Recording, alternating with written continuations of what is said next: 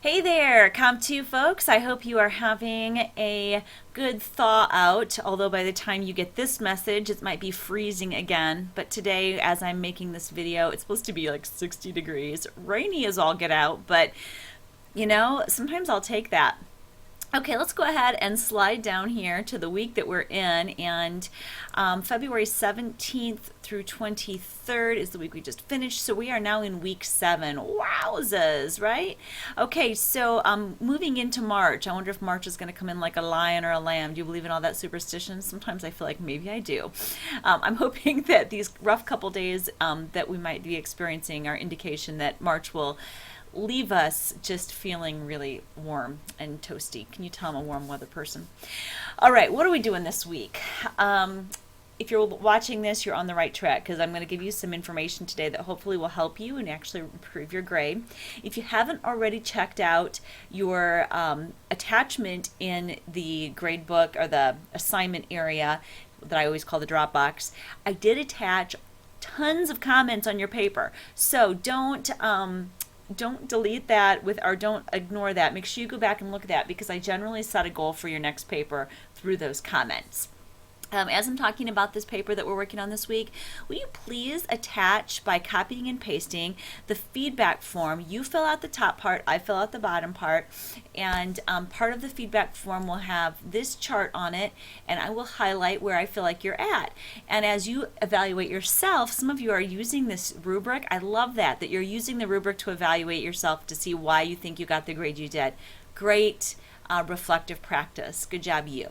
Okay, so we're going to be doing this literature essay, and so we're looking back at what we did in the last paper to improve this paper. A couple little nitpicky things that I'm noticing consistently happening. Titles of poems, short stories, and essays are in quotation marks, not italics. Okay. Number 2, and the reason that is, by the way, is they're not considered full works. Number 2, when you speak about the author, and you should speak about the author, you speak in terms of the author by their last name. Frost's poem shows his thoughts on, or according to Frost, Frost seems to argue that, get what I'm saying? Okay? And when we're talking about literature, we're talking in present tense because it's kind of like that living, breathing words thing. Okay? So his poem tells us, not told us. Okay, because anybody can go back and read it and it's all of a sudden present tense experience for them. Okay, when you go to write so those are the nitpicky things. When you go to write your essay, a couple things I'm going to really be looking for, and this will make the difference between an A and a B, possibly even an A and a C. All right, your thesis statement needs to be a they say, I say statement. Look back at the reflection activity we did at the beginning of the year. It will show you all sorts of templates for they say, I say. Look at the worksheet that we worked on that talks about the although clause. Look at those formats and structures. The they say can be the author. So in Frost's poem, blah, blah, blah, he asserts that, and I've seen this to be true, or something like that.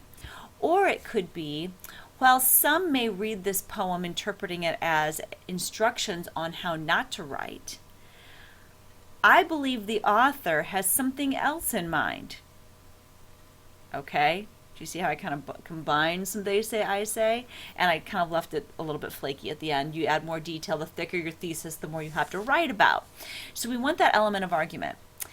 We're doing an analysis. We're not evaluating the writing. We're not going to, this is not American Bandstand or American Idol or whatnot. America's Got Talent. This is not that. These guys have been published. We're not going to say how excellent their work was or what our good examples were. But we could say that their work at an analysis level, because we're going to do a very close reading, can teach us something. Or we might assert that the character development is, and you can add a quality, not good, but the character development shows the author uses character development to heighten the sense of conflict between father and son in order to make the point that relationships are people, not events. Something like that. Okay, I don't know, whatever you think of that's coming out of your head. Don't go to Cliff Notes. Don't go to the internet. This is between you and the text. You're creating meaning from that text. Do use your worksheet. Do develop an essay that's 3 pages long at least. Do use internal citations. P.S. If you're using a poem, you actually use a stanza number instead of a page number.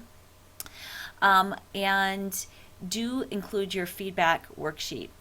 When you go to do the editing part of this assignment, submit at least part of your rough draft, what you want people to look at, and then what feedback you gave. Detailed feedback is most effective. Think about what you want from somebody when you're editing your paper. Okay, give that kind of feedback back to them. And finally, obviously submit the essay by midnight on Sunday. Have a great week. And if you have any questions about the essay, or if you want to show me your thesis statement ahead of time or anything like that, feel free to do that. I'd be glad to help you out.